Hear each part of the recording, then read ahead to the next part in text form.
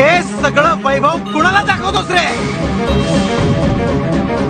कराच्या शर्यतीत जिंकणारा आयुष्यात ठरलेला असतो, हे ध्यानात ठेव।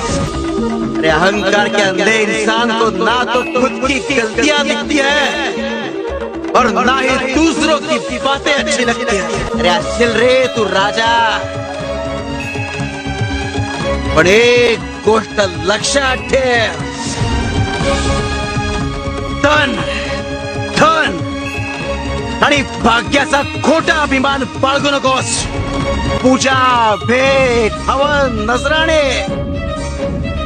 हे सगळं देऊन कृपा मिळवता येत नसते। कृपा मिळवण्यासाठी मनात दयाभाव हवा, माणसाच्या कल्याणासाठी मनात करुणा